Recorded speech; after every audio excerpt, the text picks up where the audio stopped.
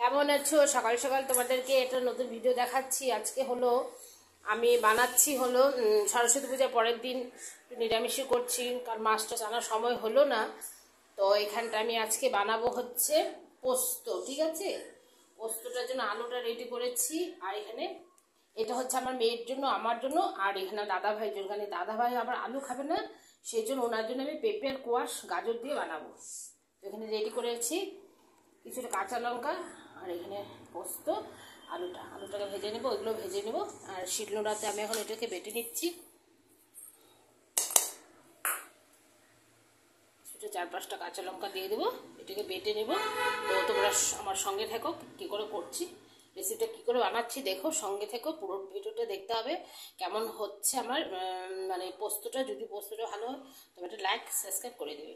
তো ভিডিওটা দেখার জন্য সঙ্গে থাকতে হবে। পরে আসছি। এখানে আমি তেলটা দিয়ে দিচ্ছি আগে।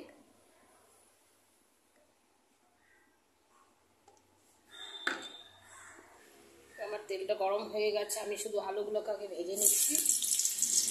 সবগুলো আলু আগে ভেজে নেব। প্রথমে আলুগুলোকে ভেজে উঠে দেবো। আলু পোস্ত কেমন করে বানাচ্ছে তোমরা দেখতে থাকো, আমার রেসিপিটা কেমন লাগে আর তোমাদেরটাও কেমন লাগে সেটাও জানাবে। এটাকে পুরোটা আগে ভেজে নেব আলুগুলোকে।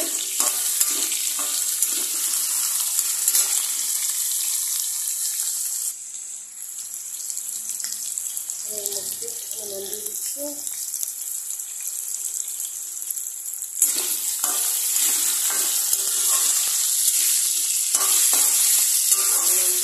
আলুটাকে ভেজে নেব।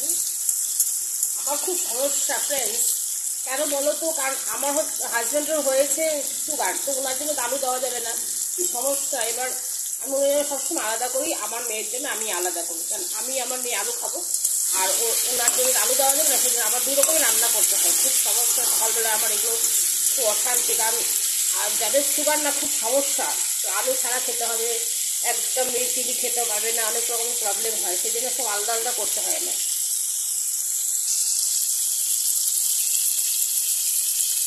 কিছুটা হলুদ দিয়ে দিলাম, হলুদ দিয়ে আগে ভালো করে নাড়াচাড়া করে নিচ্ছি।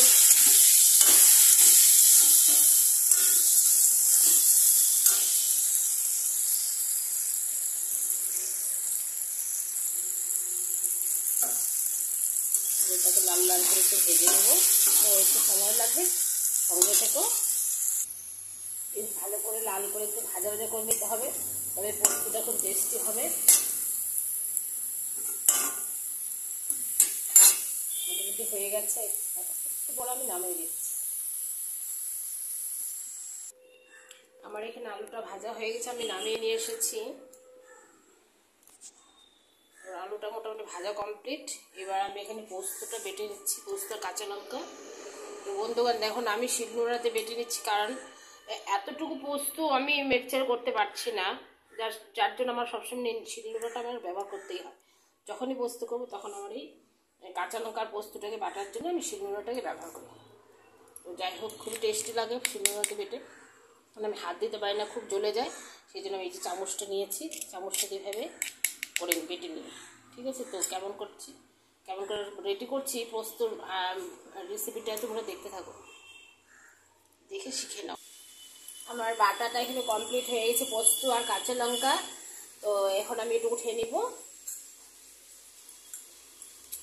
বাটিটার মধ্যে উঠে নিচ্ছি, জল দিয়ে গুলিয়ে দিতে হবে।